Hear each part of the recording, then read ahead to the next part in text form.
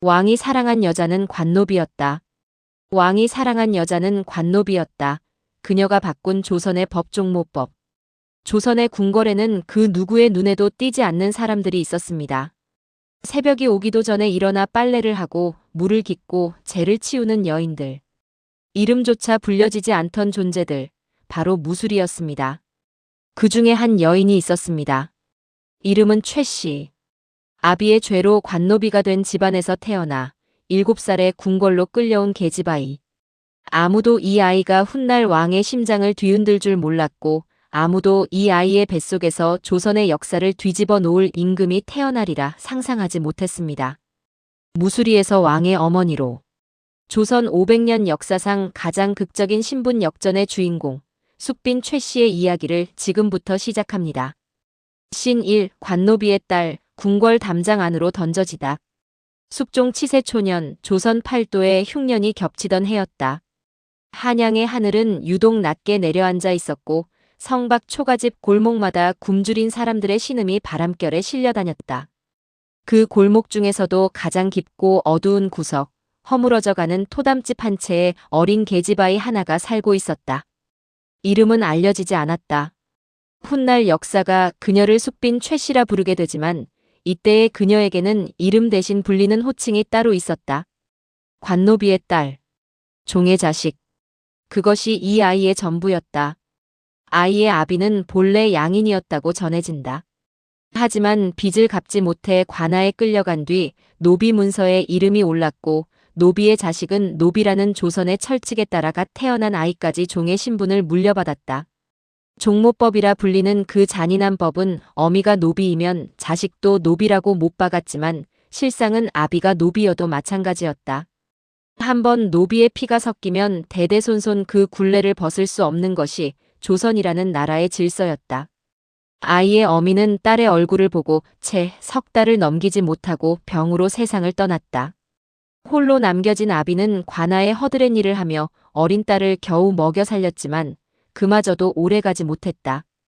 아비마저 굶주림과 병에 쓰러진 것은 아이가 겨우 5살 되던 해였다. 고아가 된 아이를 거둬준 것은 먼 친척벌 되는 늙은 안악이었다. 하지만 거둬주었다는 말이 무색하게 아이는 그 집에서도 부엌 구석에서 잠을 자며 물 깃는 일과 빨래하는 일을 도맡아야 했다. 5살, 6살 그렇게 한 해, 2해가 지나는 동안 아이는 울음을 잊었다. 배가 고파도 손이 트고 갈라져 피가 나도 이 아이는 울지 않았다. 울어봤자 들어줄 사람이 없다는 것을 너무 일찍 깨달아버린 아이였다. 7살 되던 해 아이의 운명이 한 번 더 뒤집어졌다. 궁궐에서 사람을 뽑는다는 소식이 돌았다. 궁녀가 아니었다. 궁녀는 양인 이상의 집안에서만 뽑았다. 궁궐에서 뽑는 것은 빨래하고 물 깃고 재를 치우는 하녀, 즉 무술이었다. 관노비의 아이들 가운데 건강하고 말 잘 듣는 계집아이를 골라 궁으로 보내는 것은 당시로서는 드문 일이 아니었다. 늙은 안악은 군말 없이 아이를 내보냈다. 아이의 손에 쥐어진 것은 낡은 보퉁이 하나뿐이었다. 그 안에는 어미가 남긴 것이라며 건네받은 작은 은비녀 1개가 들어있었다. 아이가 가진 전 재산이었고 세상에서 유일하게 자신이 누군가의 딸이었음을 증명하는 물건이었다. 궁궐의 담장은 높았다. 7살 아이의 눈에 비친 경복궁의 담장은 하늘을 찌르듯 솟아있었고 그 안으로 들어서는 순간 바깥 세상의 모든 소리가 끊어졌다. 하지만 담장 안이라고 해서 세상이 달라지는 것은 아니었다. 아니, 어쩌면 더 혹독했다. 무수리는 궁궐 안에서 가장 낮은 존재였다. 궁녀도 아니고 내인도 아니고 비자도 아니었다. 이름 없는 몸종. 새벽 인시가 되기도 전에 일어나 각 전각에 빨래를 걷어오고 우물에서 물을 길어 나르고 부엌에서 쓸 땔감을 마당 한켠에 쌓아두는 것이 무수리의 하루였다. 겨울이면 얼음장 같은 우물물에 손을 담가 빨래를 빨았고 여름이면 쉬파리가 윙윙거리는 창간에서 음식 찌꺼기를 치웠다. 궁녀들은 무수리에게 말을 걸지 않았다. 눈길조차 주지 않았다. 무수리는 사람이 아니라 궁궐을 유지하기 위한 도구에 가까운 존재였다. 어린 최 씨는 그 안에서 숨을 죽이고 살았다. 시키는 일은 군말 없이 했고 먹을 것은 다른 무수리들이 먹다 남긴 것으로 배를 채웠다. 밤이면 무수리들이 모여 자는 행랑채 구석에 웅크려 누워 보퉁이 속 은비녀를 손끝으로 만지작거렸다. 어미의 얼굴은 기억나지 않았다. 아비의 목소리도 희미했다. 하지만 이 차가운 은비녀만은 손끝에 닿을 때마다 자신이 어딘가에서 왔고 누군가에게 사랑받은 적이 있다는 사실을 아이에게 말해주었다. 그렇게 궁궐 담장 안으로 던져진 관노비의 딸은 아무도 모르게, 아무도 보지 않는 곳에서 하루하루를 버텨냈다. 이 아이가 훗날 왕의 침전에 오르고 조선의 임금을 낳고 죽어서까지 이 나라의 역사를 뒤흔들게 될 줄은 그때 그 궁궐 안에 그 누구도 알지 못했다. 역사라는 것은 때로 가장 낮은 곳에서, 가장 보이지 않는 곳에서, 아무도 기대하지 않았던 씨앗 하나로부터 시작되는 법이다. 이 무수리의 새벽, 아무도 보지 않는 곳에서 피어난 품격. 해가 바뀌고 또 바뀌어 궁궐 안의 어린 계집아이는 어느새 처녀 티를 벗고 여인의 윤곽을 갖추기 시작했다. 15, 16, 17. 무수리 최 씨는 궁궐의 가장 깊은 그늘 속에서 소리 없이 자라났다. 키가 훤칠하게 올랐고 이목구비는 수수하되 어딘가 사람의 시선을 잡아두는 맑은 기운이 있었다. 하지만 아무도 그것을 눈여겨보지 않았다. 무수리는 보이지 않는 존재였다. 아니, 보여서는 안 되는 존재였다. 최 씨의 하루는 변함없이 인시전에 시작되었다. 사방이 캄캄한 새벽 행랑채에서 가장 먼저 눈을 뜨는 것은 언제나 최 씨였다. 몸을 일으키면 뼈마디가 쑤시고 손가락 마디마디가 뻣뻣했지만 최 씨는 신음 한 번 내지 않고 자리를 털고 일어났다. 우물가에서 찬물로 얼굴을 씻고 머리를 단정히 빗어 올리고 빨래터로 향했다. 궁궐 빨래터의 새벽은 지옥과 다르지 않았다. 겨울이면 빨래방망이를 내리칠 때마다 얼음물이 튀어 저고리를 적셨고 손가락 끝은 감각을 잃어 갈라진 살갗 사이로 선혈이 배어나왔다. 하지만 최 씨의 빨래는 궁궐 안에서도 소문이 났다. 다른 무수리들이 빤 빨래는 구김이 남고 냄새가 가시지 않기 일쑤였는데 최 씨의 손을 거친 빨래는 마치 새 옷처럼 뽀송하고 단정했다. 아무도 칭찬해주지 않았지만 최 씨는 언제나 빨래 한 장 한 장을 정성 들여 폈다. 궁녀들의 속적삼이든 상궁 마마의 버선이든 최 씨의 손에서는 차별이 없었다. 주어진 일에 최선을 다하는 것, 그것만이 이 세상에서 자신이 할 수 있는 유일한 일이라고 최 씨는 믿고 있었다. 그런 최 씨에게 유일한 낙이 있었다면 글이었다. 최 씨는 무수리 중에서 드물게 글을 읽을 줄 알았다. 궁궐 한쪽에 서당을 차려놓고 어린 내관들을 가르치는 늙은 내시가 있었는데 최 씨가 10살이 되던 해 그 서당 마루 아래에서 바닥을 닦다가 내시의 글 읽는 소리를 엿들은 것이 시작이었다. 천자문의 낭낭한 소리가 어린 최 씨의 귀에 꽂혔고 아이는 그날부터 매일 서당 마루 밑에서 귀를 기울였다. 내시가 읽는 대로 따라 읽었고 땅바닥에 나뭇가지로 글자를 그렸다. 하늘 천, 따지, 거물 현, 누를 황. 아무도 가르쳐준 적 없는 글자들이 아이의 머릿속에 하나하나 새겨졌다. 그렇게 몇 해가 흐르자 최 씨는 궁궐 서고에서 흘러나온 헌책들을 주워 읽을 수 있게 되었다. 무수리가 글을 읽는다는 것은 있을 수 없는 일이었기에 최 씨는 언제나 밤이 깊어지고 다른 무수리들이 잠든 뒤에야 행랑채 구석에서 달빛에 의지의 책장을 넘겼다. 소학의 구절을 더듬더듬 읽다 보면 날이 새는 줄도 몰랐다. 부모에게 효도하고 윗사람을 공경하며 어려운 사람을 돕는 것이 사람의 도리라는 글귀들이 최 씨의 가슴에 한자 한자 아로 새겨졌다. 종의 몸이라 할지라도 마음만은 종이 아닐 수 있다는 것을 최 씨는 책 속에서 배웠다. 그리고 하나 더. 최 씨에게는 남다른 점이 있었다. 바로 입이 무거웠다는 것이다. 궁궐이라는 곳은 말 한마디가 사람을 살리기도 하고 죽이기도 하는 곳이었다. 궁녀들 사이에서는 끊임없이 소문이 돌았고 누가 누구의 편이며 어느 전각에서 무슨 일이 있었는지가 입에서 입으로 전해졌다. 하지만 최 씨는 어떤 소문에도 끼어들지 않았다. 다른 무수리가 수다를 걸어와도 웃으며 고개만 끄덕일 뿐 제 입으로 남의 이야기를 옮기는 법이 없었다. 상궁들의 뒷담화를 들어도 궁녀들의 은밀한 이야기를 엿듣게 되어도 최 씨의 입은 바위처럼 닫혀 있었다. 그것이 처세술이어서가 아니었다. 남의 말로 제 입을 더럽히는 것은 사람의 도리가 아니라는 것을 최 씨는 스스로 깨우치고 있었다. 이 소문 없는 무수리의 존재가 슬슬 상궁들의 눈에 띄기 시작한 것은 최 씨가 20살을 넘긴 무렵이었다. 빨래는 언제나 흠잡을 데가 없고 시키지 않아도 각 전각의 마루를 반들반들하게 닦아놓으며 입은 무겁고 어디에도 적을 만들지 않는 여인. 내명부의 지밀상궁이 최 씨를 눈여겨본 것은 바로 이 무렵이었다. 지밀상궁은 왕의 침전을 관리하는 가장 측근의 상궁으로 침전 출입이 허락되는 인원을 직접 선발하는 권한을 가지고 있었다. 지밀상궁은 조용히 최 씨를 불러 물었다. 대전 마마의 침전 수발을 들 수 있겠느냐고. 최 씨는 고개를 깊이 숙이며 분부대로 하겠다고만 대답했다.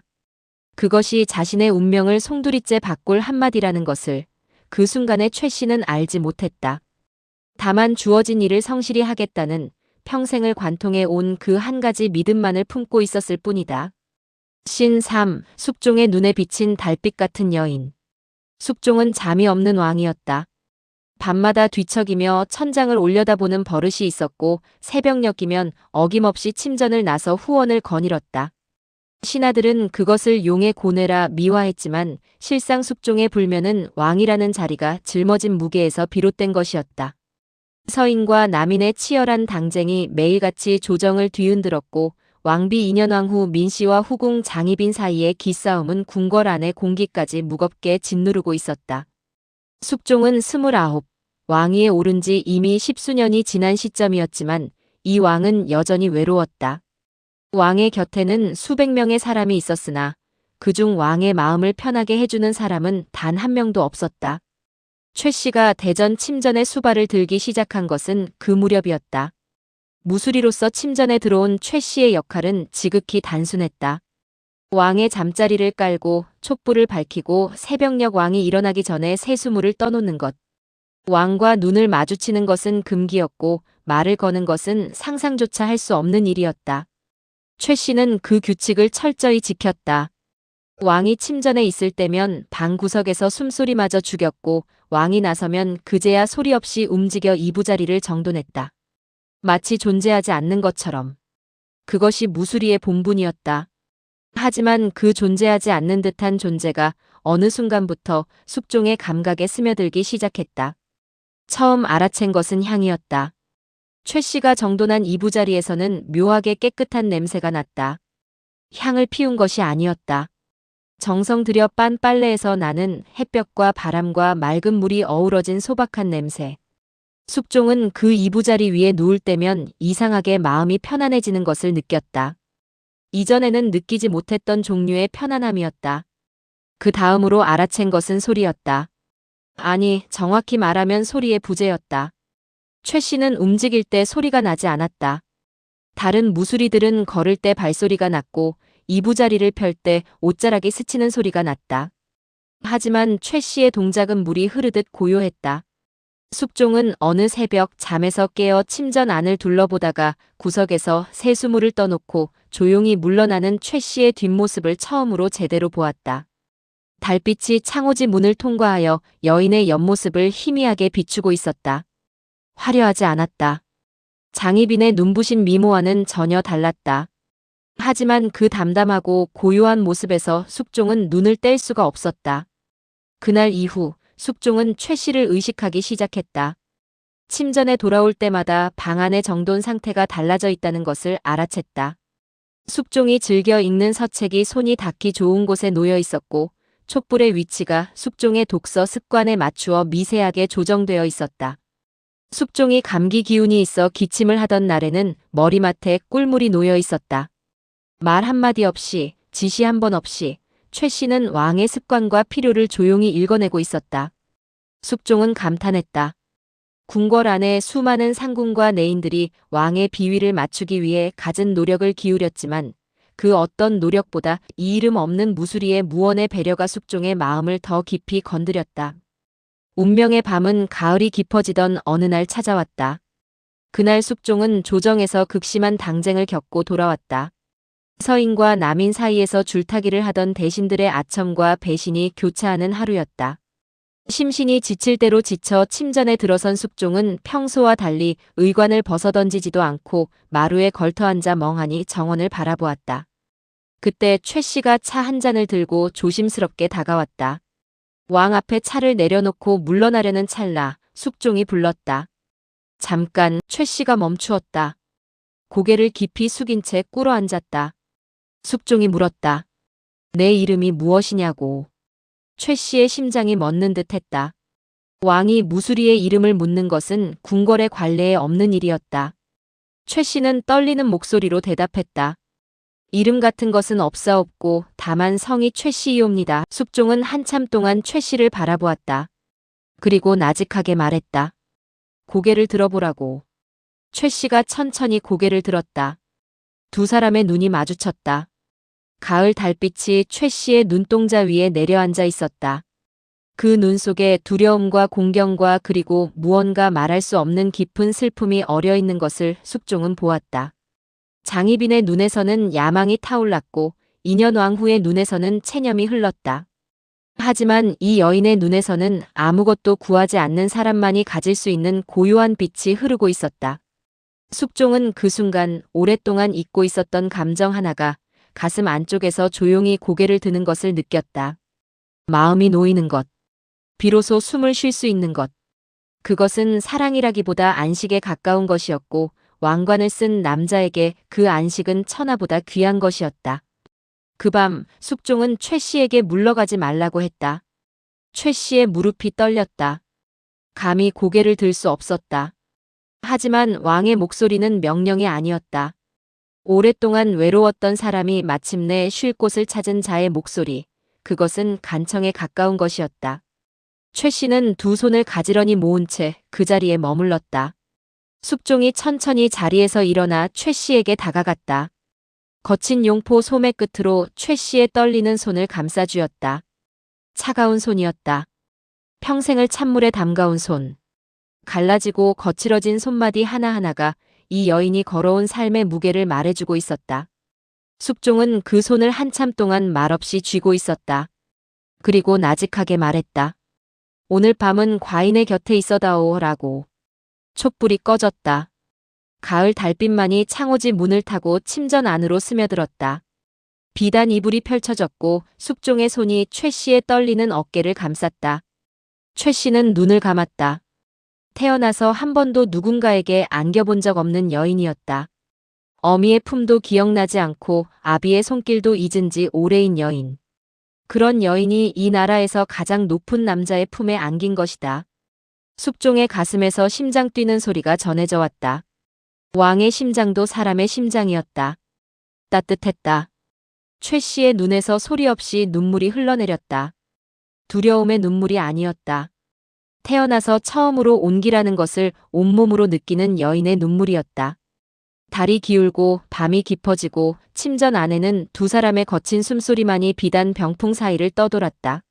숙종은 이 여인의 품에서 왕관의 무게를 잠시 내려놓았고 최 씨는 이 남자의 품에서 종의 굴레를 잠시 잊었다. 신분도 당쟁도 궁궐의 법도도 그 밤만큼은 두 사람 사이에 끼어들지 못했다. 다만 한 남자와 한 여자가 서로의 체온으로 서로의 외로움을 녹이는 밤이었다. 창밖에서 귀뚜라미 소리가 아득하게 울려 퍼졌고 가을바람이 처마 끝 풍경을 가만히 흔들었다. 날이 밝았을 때 침전의 이부자리 위에는 붉은 빛이 번져 있었다. 숙종은 잠든 최 씨의 얼굴을 한참 동안 내려다보았다. 화장기 하나 없는 맨 얼굴이었다. 장희빈의 눈부신 자태와는 비교할 수 없이 수수했다. 하지만 잠든 최 씨의 얼굴 위로 아침 햇살이 내려앉는 그 순간 숙종은 확신했다. 이 여인은 과인에게 천하보다 귀한 안식을 주었다고. 이 여인을 놓지 않겠다고. 무수리가 왕의 승은을 입은 것이다. 이 소식은 아침 해가 뜨기도 전에 궁궐 전체를 파도처럼 휩쓸었다. 궁녀들은 입을 틀어막으며 숨죽여 수군거렸고 상궁들의 눈빛은 칼날처럼 날카로워졌다. 천한 무수리가 감히 용상의 주인과 이불을 나누었다는 사실은 궁궐 500년 역사에서도 전례를 찾기 힘든 파격이었다. 그리고 이 소식이 장희빈의 귀에 닿는 순간 궁궐의 바람이 방향을 바꾸었다. 관노비의 딸이 왕의 잠자리에 올랐다. 그 하룻밤이 조선의 역사를 뒤집어 놓을 폭풍의 시작이었다는 것을 그 새벽의 궁궐 안에서 아는 사람은 아무도 없었다.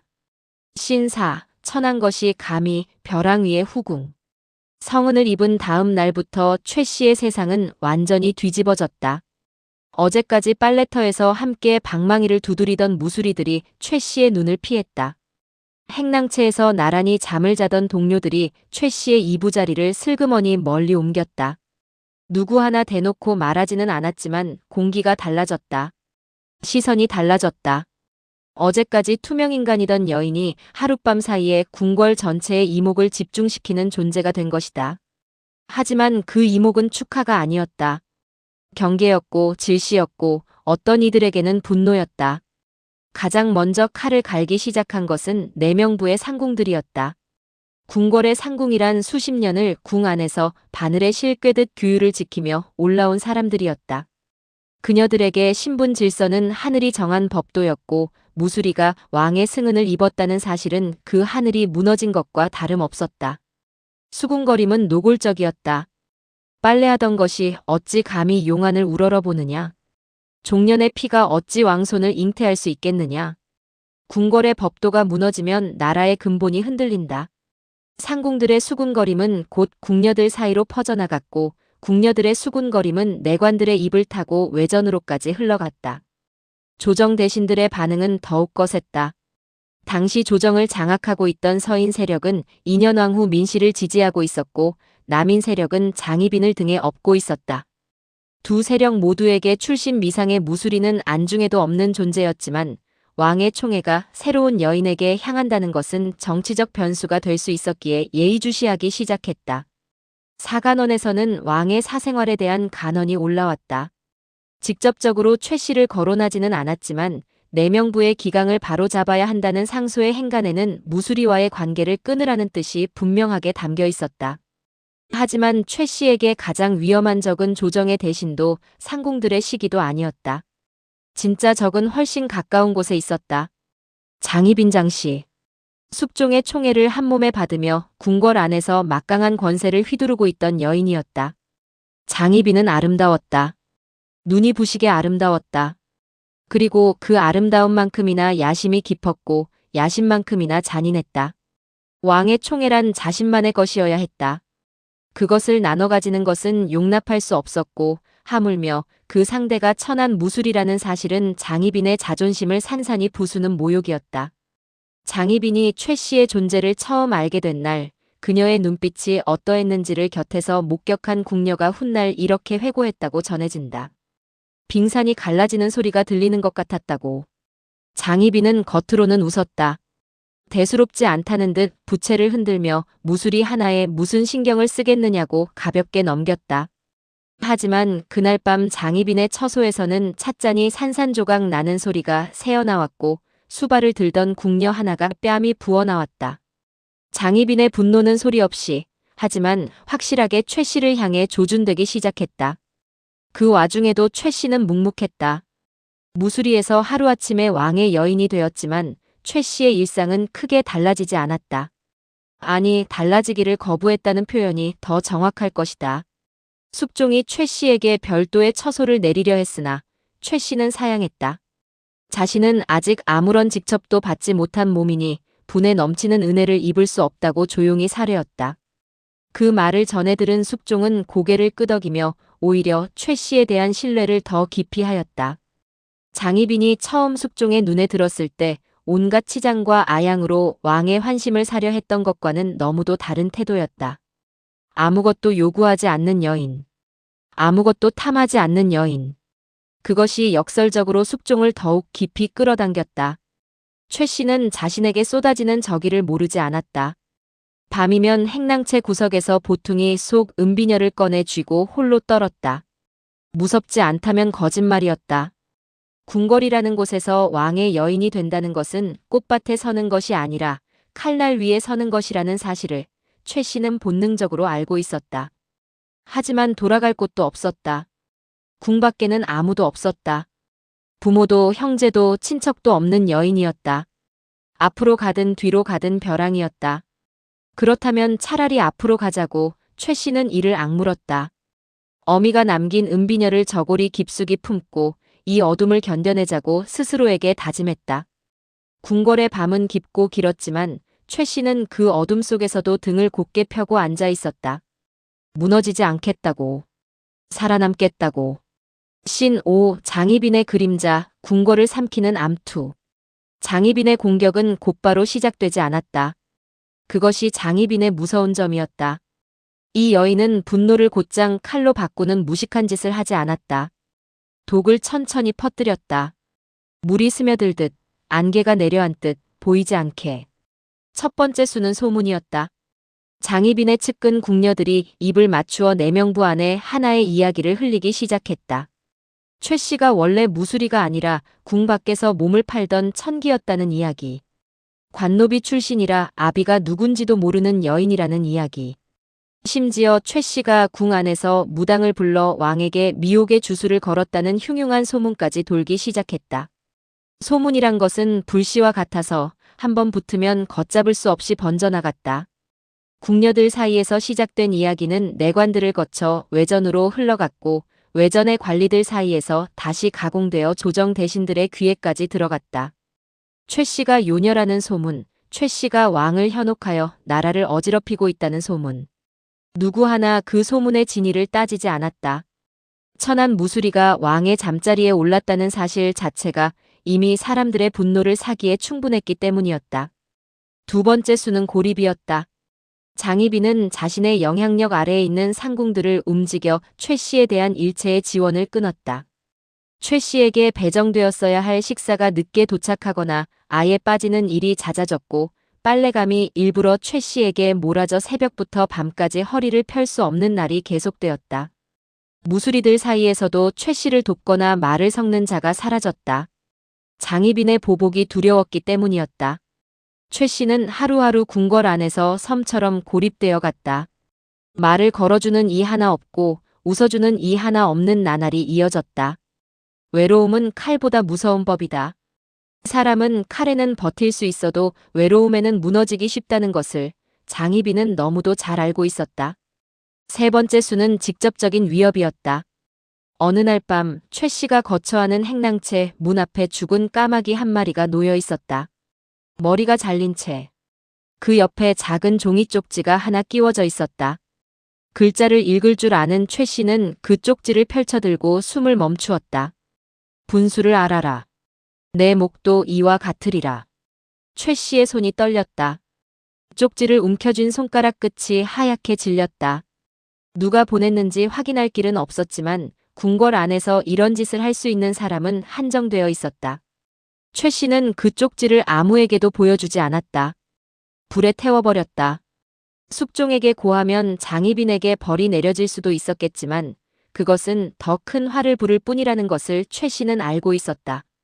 궁궐의 암투에서 살아남는 법은 맞서 싸우는 것이 아니라 견디는 것이었다. 바람에 휘어지되 꺾이지 않는 갈대처럼 최 씨는 몸을 낮추고 버텼다. 그러나 장희빈의 공세가 거세질수록 역설적으로 숙종의 마음은 최 씨에게 더 깊이 기울었다. 숙종은 어리석은 왕이 아니었다. 궁궐 안에서 돌아가는 소문의 출처가 어디인지 최 씨를 향한 위협의 배후가 누구인지 모를 리 없었다. 숙종은 최 씨를 불러 직접 물었다.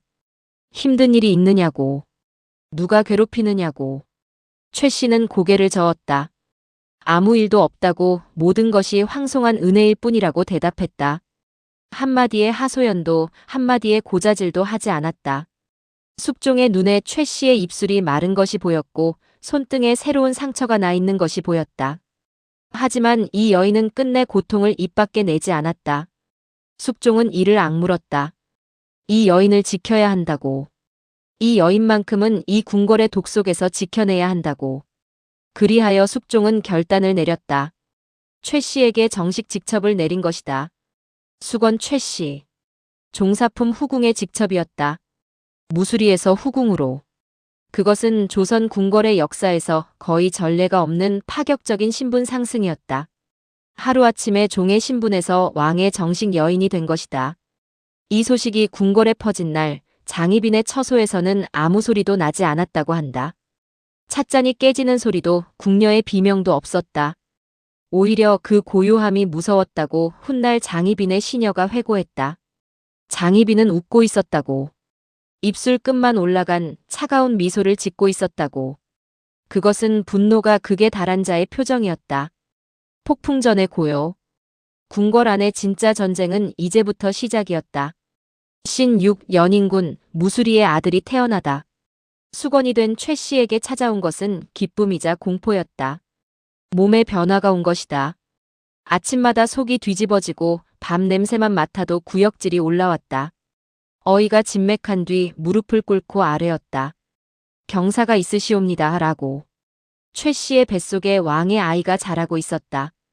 이 소식은 궁궐을 다시 한번 발칵 뒤집어 놓았다. 숙종의 얼굴에는 환한 기쁨이 피어올랐다.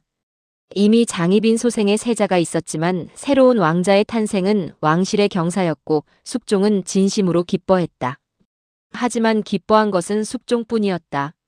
장희빈의 얼굴은 창백하게 질렸다. 최 씨가 왕자를 낳는다는 것은 자신의 아들인 세자의 지위를 위협할 수 있는 잠재적인 변수가 된다는 뜻이었다. 더구나 조정의 서인 세력은 장희빈의 세자를 내심 탐탁지 않게 여기고 있었기에 새로운 왕자의 탄생은 정치적 지형 자체를 뒤흔들 수 있는 사건이었다. 장희빈의 위협은 한층 더 집요하고 교묘해졌다. 최 씨의 음식에 손을 대기 시작한 것이다. 직접적인 독을 넣을 만큼 어리석지는 않았다. 다만 최 씨에게 보내지는 음식의 질이 떨어지기 시작했다. 임산부에게 해로운 찬 음식이 수시로 올라왔고 영양가 있는 반찬은 사라지고 간이 맞지 않는 죽만 내려오는 날이 잦아졌다. 어이의 진맥 일정이 자꾸만 미뤄졌고 최 씨의 처소에 배정된 나인의 수가 하나둘 줄어들었다.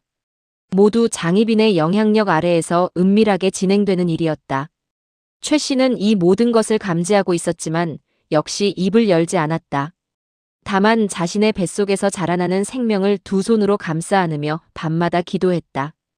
이 아이만은 무사히 태어나게 해달라고. 이 아이만은 이 궁궐의 어둠에 삼켜지지 않게 해달라고. 하늘이 최 씨의 기도를 들은 것일까? 아이는 건강하게 뱃속에서 자라났다. 임신 기간 내내 최 씨는 극도의 긴장과 고립 속에서도 아이를 지켜냈다. 밥이 오지 않으면 물이라도 마시며 버텼고 이부자리가 축축해도 아이의 배를 어루만지며 새벽을 넘겼다. 그리고 마침내 그날이 왔다. 숙종 20년 음력 9월 가을바람이 궁궐 처마 끝을 스치던 밤이었다. 산기를 느낀 최 씨가 이를 악물고 산실에 들어갔다. 궁궐의 산실은 엄격한 절차 아래 운영되었지만 최 씨의 출산에 배정된 의녀의 수는 장희빈 때의 절반에도 미치지 못했다.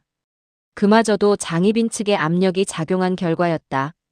산실 안에서 최 씨의 비명이 새어나왔다. 한 시진, 두 시진, 시간이 흘러갔다. 궁녀들이 뜨거운 물과 수건을 나르며 분주히 오갔다. 그리고 자시가 막 지난 시각, 산실 안에서 한 줄기의 울음소리가 터져나왔다. 아이의 울음이었다. 크고 우렁찬 울음이었다. 산파가 아이를 받아들고 외쳤다. 옥동자이옵니다 라고. 왕자가 태어난 것이다. 훗날 연인군이라는 이름을 받게 될, 그리고 더 먼 훗날 영조라는 묘호로 조선의 역사를 다시 쓰게 될 아이가 세상에 첫 울음을 터뜨린 순간이었다. 숙종은 급히 산실로 달려왔다. 왕이 후궁의 산실에 직접 달려오는 것은 이례적인 일이었지만 숙종은 예법 따위를 신경 쓸 겨를이 없었다. 산실 문을 열고 들어선 숙종의 눈에 들어온 것은 땀에 절은 채 아이를 가슴에 안고 누워있는 최 씨의 모습이었다. 창백한 얼굴, 갈라진 입술. 하지만 아이를 내려다보는 두 눈에는 세상의 어떤 보석보다 찬란한 빛이 어려 있었다. 숙종이 최 씨의 곁에 무릎을 꿇고 앉아 아이의 얼굴을 들여다보았다. 작고 붉은 얼굴, 꼭 쥔 주먹, 힘차게 울어대는 목청. 숙종의 눈가가 젖었다. 이 아이를 반드시 지키겠다고 숙종은 최 씨의 손을 잡으며 나직하게 맹세했다. 하지만 왕자의 탄생은 곧 새로운 전쟁의 시작이기도 했다. 연인군이 태어났다는 소식이 궁 밖으로 퍼지자 조정은 또다시 요동쳤다. 서인 세력은 내심 쾌재를 불렀다.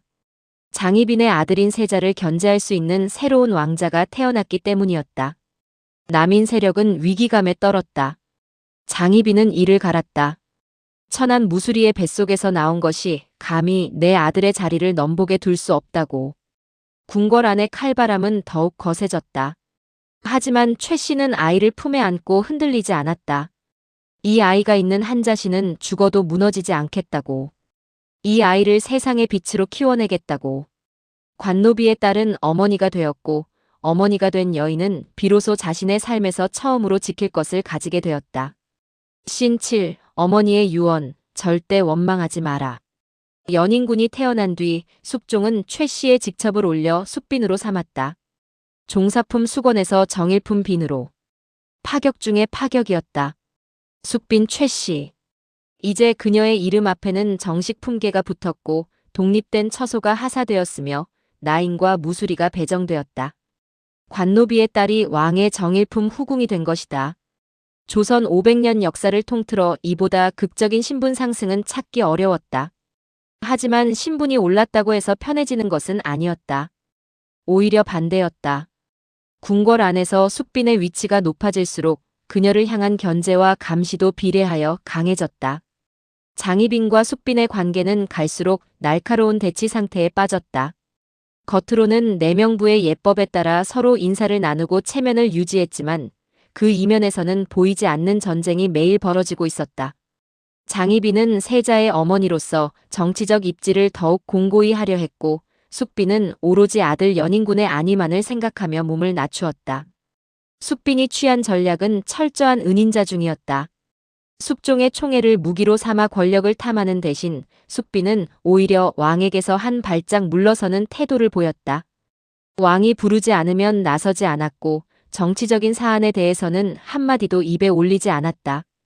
장희빈이 아무리 도발을 해도 맞받아치지 않았다.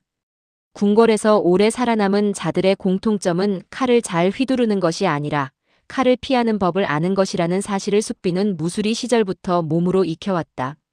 세월은 숙빈의 편이 아니었다. 궁궐의 정치적 지형은 끊임없이 요동쳤다. 장희빈이 패비가 되었다가 복이 되었다가 다시 사약을 받는 격변이 이어졌고 인현왕후가 복이 되었다가 병으로 세상을 떠나는 비극이 잇따랐다. 그 거대한 정치적 소용돌이 속에서 숙빈은 아들 연인군의 손을 놓지 않았다. 장희빈이 사사된 뒤에도 숙빈은 기뻐하거나 통쾌해하는 기색을 조금도 보이지 않았다. 오히려 더욱 몸을 사리며 아들에게 가르쳤다. 남의 불행을 기뻐하는 것은 사람의 도리가 아니라고. 내가 비록 왕자이나 어머니는 천한 무수리 출신이라고. 그것을 잊지 말라고. 교만하지 말라고.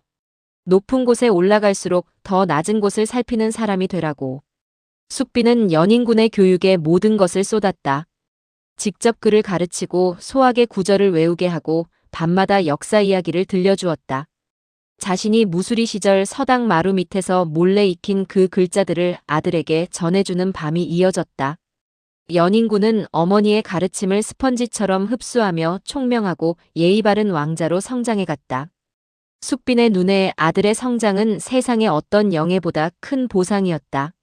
하지만 세월은 숙빈의 몸도 가만두지 않았다. 어린 시절부터 찬물에 손을 담그고 굶주리고 잠을 줄여가며 혹사한 몸은 30을 넘기면서 급격하게 무너지기 시작했다. 기침이 잦아졌고 몸이 부쩍 여위었다. 가을이면 각혈을 하는 날이 늘어났다. 어인은 고개를 저었다.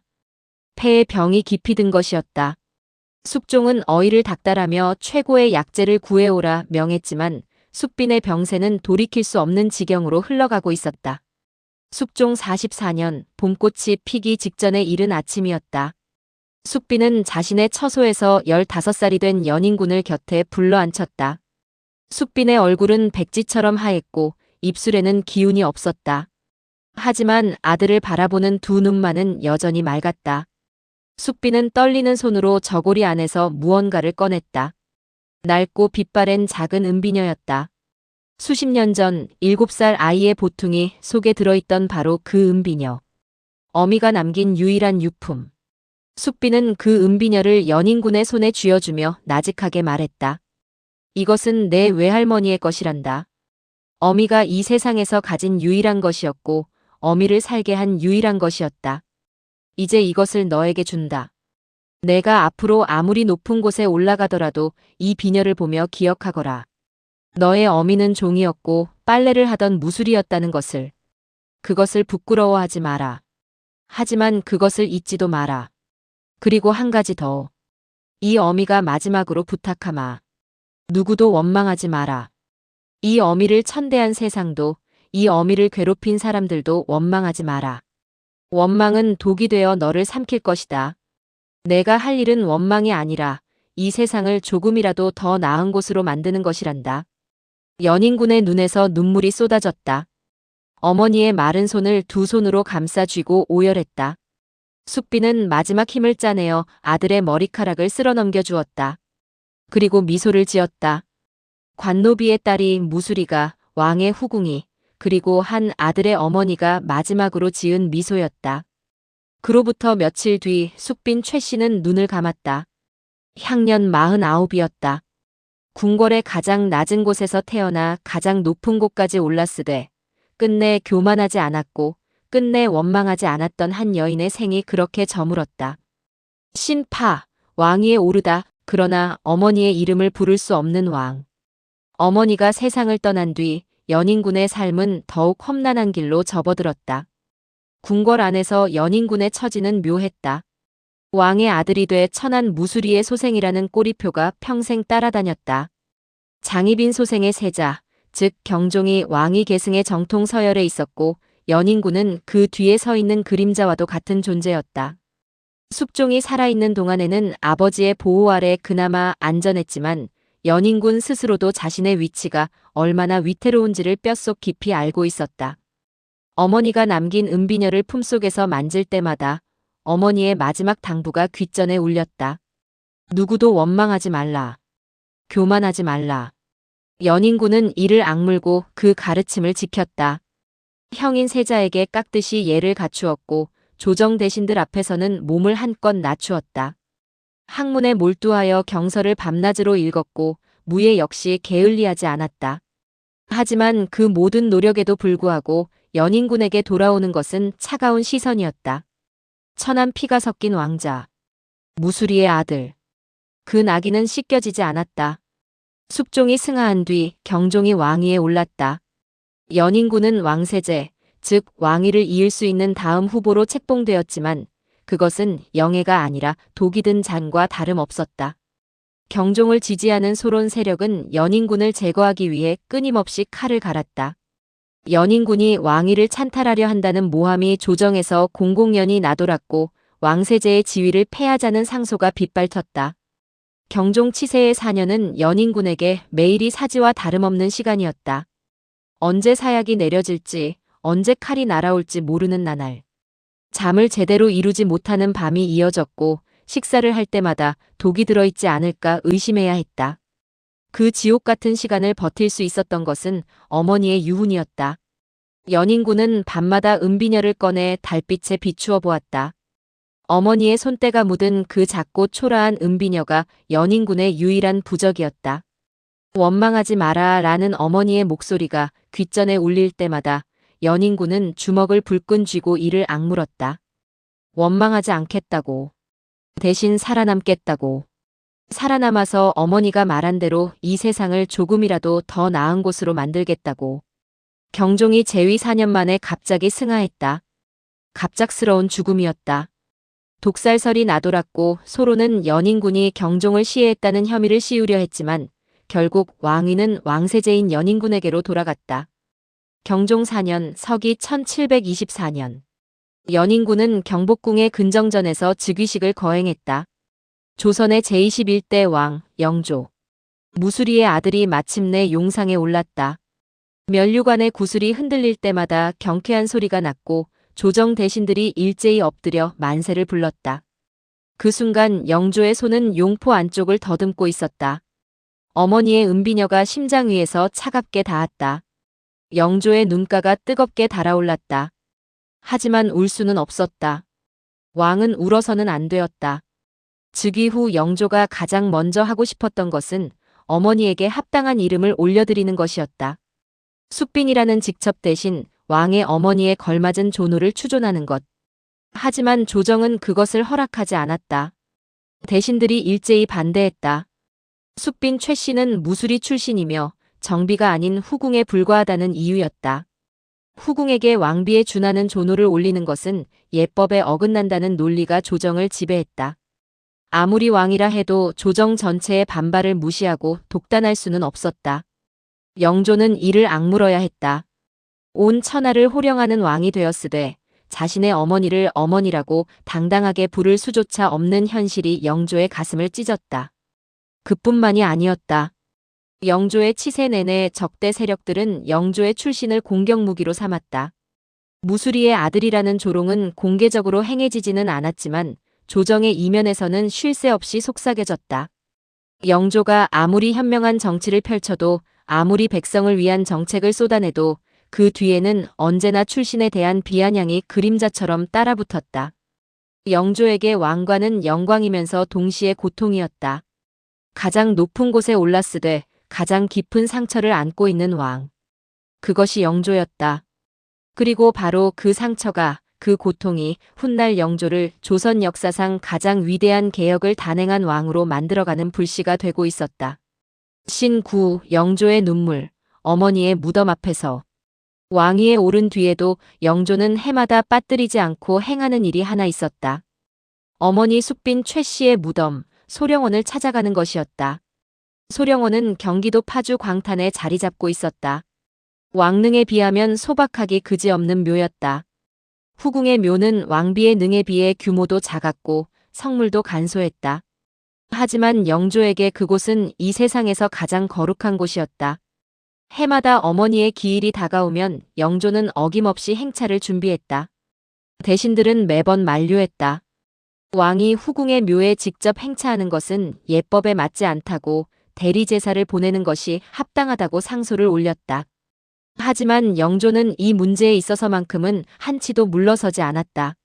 상소를 물리치고 간언을 듣지 않고 매년 어김없이 소령원으로 향했다. 영조에게 그 행차는 정치적 행위가 아니었다. 한 아들이 어머니를 찾아가는 것이었다. 그 이상도 그 이하도 아니었다. 소령원을 찾아가는 길에 영조는 언제나 가마의 문을 열어두었다. 신하들이 먼지가 들어온다고 바람이 차다고 만류해도 영조는 듣지 않았다. 어머니가 살았던 세상의 바람을 맡고 싶다고, 어머니가 걸었을 길의 흙냄새를 맡고 싶다고 했다. 그 말에 신하들은 더 이상 아무 말도 할 수 없었다. 가마가 파주 땅에 접어들면 영조는 가마에서 내려 걸었다. 왕의 체면도 용포의 위엄도 내려놓고 그냥 걸었다. 흘길 위로 용포 자락이 질질 끌렸지만 개의치 않았다. 어머니의 무덤이 보이기 시작하면 영조의 발걸음은 빨라졌고 무덤 앞에 도착하면 그 자리에 무릎을 꿇었다. 영조의 소령원 행차 중 가장 유명한 일화는 재위 초반에 있었던 한 번의 방문이었다. 그날도 영조는 소령원 앞에 무릎을 꿇고 절을 올렸다. 왕이 직접 술잔을 따르고 왕이 직접 제문을 읽었다. 주변에는 수행 신하들과 호위 군사들이 도열해 있었지만 영조의 눈에는 아무것도 보이지 않았다. 오직 봉분 하나만이 세상의 전부인 듯 그 앞에 엎드려 있었다. 제문을 읽는 영조의 목소리가 떨리기 시작한 것은 중반부에 이르러서였다. 어머니의 은혜를 잊지 못한다는 구절에서 목소리가 갈라졌고 불초한 아들이 왕위에 올라 어머니의 뜻을 받들고자 한다는 대목에서 결국 읽지 못하고 멈추었다. 그리고 영조는 울었다. 조선의 왕이, 용상의 주인이, 천하를 호령하는 군주가 어머니의 작은 무덤 앞에 엎드려 어린아이처럼 울었다. 소리를 죽이려 했지만 통곡이 터져나왔다. 어마마마라는 부르짖음이 파주의 하늘 아래 울려 퍼졌다. 수행하던 신하들이 고개를 숙였다. 눈시울이 붉어지지 않은 자가 없었다. 그 자리에 있던 사관은 붓을 잠시 멈추었다가 기록했다. 상이 소령원에 이르러 통곡하시기를 그치지 않으시니 좌우가 모두 눈물을 흘렸다라고.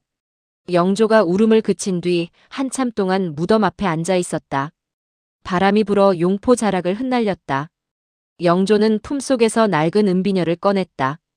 어머니가 마지막으로 쥐어준 외할머니의 유품. 수십 년 세월에 닳고 닳아 은빛이 거의 사라진 초라한 비녀. 영조는 그 비녀를 두 손으로 받쳐들고 무덤 앞에 내려놓았다. 그리고 나직하게 말했다. 어머니, 소자가 아직 어머니께 합당한 이름을 올려드리지 못하고 있습니다. 세상이 어머니를 천하다 하고 종이었다 하고 무술이었다 합니다. 하지만 소자에게 어머니는 이 세상에서 가장 높은 분이셨습니다. 반드시 어머니의 이름을 높여드리겠습니다. 그때까지 소자를 지켜봐 주십시오. 영조는 은비녀를 다시 품에 넣었다. 자리에서 일어나 용포의 먼지를 털지 않은 채 뒤를 돌아보았다. 신하들이 고개를 숙인 채 서 있었다. 영조의 눈은 이미 말라 있었다. 더 이상 눈물은 남아있지 않았다. 하지만 그 마른 눈 안에 불꽃이 타오르고 있었다.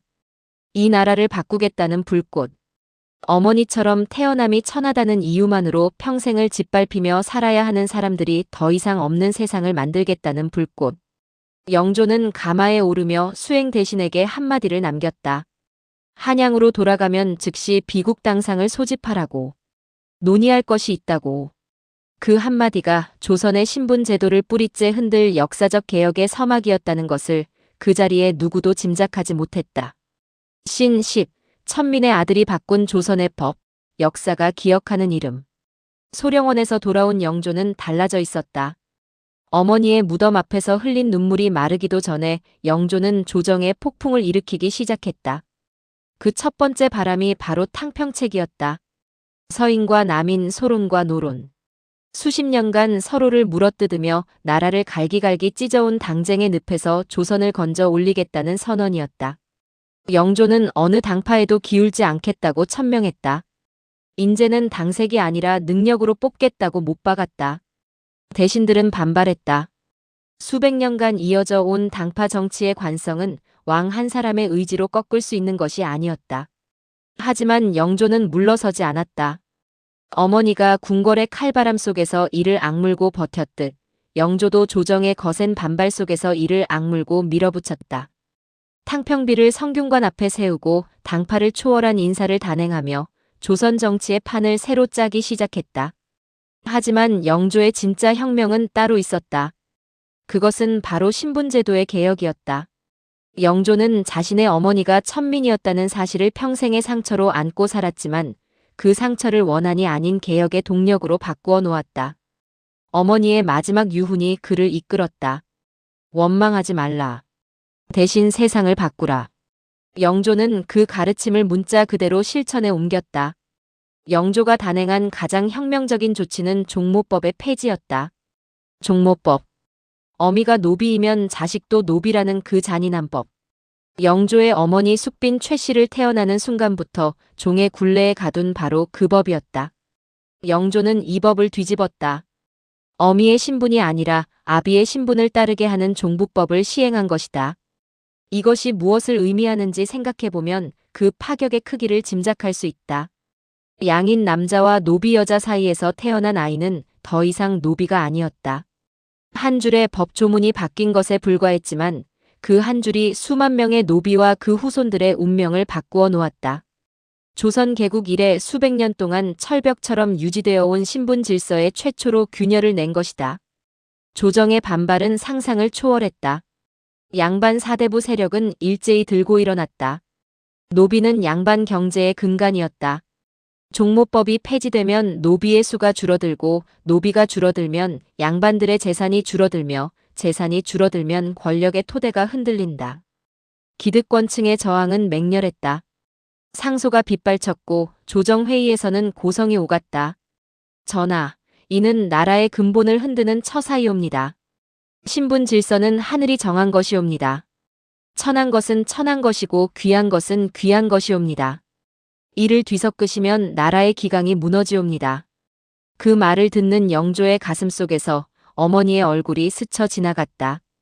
천한 것은 천한 것이라는 그 한마디가 어머니의 평생을 짓밟은 칼이었다. 7살에 궁궐로 끌려와 빨래를 하고 물을 깃고 재를 치우며 이름도 없이 살아야 했던 어린 소녀. 왕의 사랑을 받고도 천하다는 이유로 온갖 멸시와 위협을 견뎌야 했던 여인. 죽어서까지 합당한 이름 하나 받지 못한 어머니. 그 모든 고통의 근원에 바로 이 법이, 이 신분 질서가 있었다. 영조는 자리에서 벌떡 일어났다. 용안이 붉게 달아올라 있었다. 신하들을 쏘아보며 영조가 입을 열었다. 과인의 어머니는 무술이었다. 종이었다. 빨래를 하던 여인이었다. 하지만 그 여인이 과인을 낳았고 과인에게 사람의 도리를 가르쳤으며 과인을 왕으로 만들었다. 그 여인이 천한가? 과인의 어머니가 천한가? 대답하라. 조정의 정적이 흘렀다. 아무도 입을 열지 못했다. 영조의 눈에서 눈물 한 방울이 흘러내렸지만 목소리는 칼날처럼 날카로웠다. 사람의 귀천은 태어남에 있는 것이 아니라 행실에 있는 것이다. 종모법은 패한다. 이것은 과인의 명의자 과인 어머니의 유지이다. 더 이상의 논의는 없다. 조정이 얼어붙었다. 영조의 눈빛에는 일체의 타협이 없었다. 그것은 왕의 명령이기 이전에 한 아들이 어머니의 한을 풀어드리겠다는 맹세였다. 신하들은 고개를 숙였다. 종모법은 폐지되었다. 영조의 개혁은 거기서 멈추지 않았다. 균역법을 시행하여 백성들의 군역 부담을 절반으로 줄였고 신문고 제도를 활성화하여 천민도 왕에게 직접 억울함을 호소할 수 있는 길을 열었다. 서울 차별을 완화하여 첩의 아들도 관직에 오를 수 있게 했다. 영조의 재위 52년은 조선 역사상 가장 긴 재위 기간이었고 그 긴 시간 동안 영조는 쉬지 않고 개혁의 칼을 휘둘렀다. 그 모든 개혁의 밑바닥에는 어머니 숙빈 최 씨의 삶이 있었다. 천한 태생이라는 이유만으로 인간 이하의 대우를 받아야 했던 한 여인의 생이 이 나라의 법과 질서를 바꾸는 거대한 힘이 되어 역사를 움직인 것이다. 영조의 말년, 이미 팔순을 바라보는 노왕은 마지막으로 소령원을 찾았다. 걷는 것조차 힘겨운 몸이었지만 가마에서 내려 지팡이에 의지한 채 어머니의 무덤 앞에 섰다. 품에서 은비녀를 꺼냈다. 수십 년의 세월을 함께한 그 작고 초라한 은비녀. 영조는 비녀를 봉분 앞에 내려놓으며 낮고 떨리는 목소리로 말했다. 어머니, 소자가 해냈습니다. 종모법을 폐했습니다. 어머니처럼 태어남이 천하다는 이유만으로 종의 굴레를 쓰는 아이들이 이제는 줄어들 것입니다. 어머니의 한이 조금이나마 풀리셨으면 좋겠습니다. 소자는 어머니의 아들인 것이 이 세상 무엇보다 자랑스럽습니다. 바람이 불었다. 봉분 위에 잔디가 일렁였다. 마치 대답이라도 하듯이. 영조는 미소를 지었다. 주름진 얼굴 위로 눈물이 흘렀지만 그 미소는 평온했다. 관노비의 딸이었던 어머니는 세상을 떠났지만 그 딸의 아들이 세상을 바꾸었다. 무수리의 품에서 태어난 아이가 왕이 되어 이 나라의 신분 제도를 뒤흔들었다. 역사는 그 여인의 이름을 기억한다. 숙빈 최 씨, 관노비의 딸, 무수리, 왕의 여인, 왕의 어머니, 그리고 조선의 역사를 바꾼 한 사람의 어머니. 가을바람이 소령원의 소나무 사이를 지나며 길게 울었고 그 소리는 마치 500년 묵은 한이 비로소 풀려나는 소리처럼 하늘 끝까지 퍼져나갔다. 관노비의 딸로 태어나 궁궐의 가장 낮은 곳에서 빨래를 하던 여인. 그 여인이 왕의 마음을 얻고 왕의 아들을 낳고 그 아들이 마침내 조선의 법을 바꾸었습니다. 숙빈 최 씨의 이야기는 500년이 지난 오늘 우리에게 묻고 있습니다. 사람의 가치는 태어남에 있는 것이 아니라 어떻게 살아가느냐에 있다고. 오늘 이야기가 마음에 와닿으셨다면 구독과 좋아요 부탁드립니다. 다음 이야기로 찾아뵙겠습니다.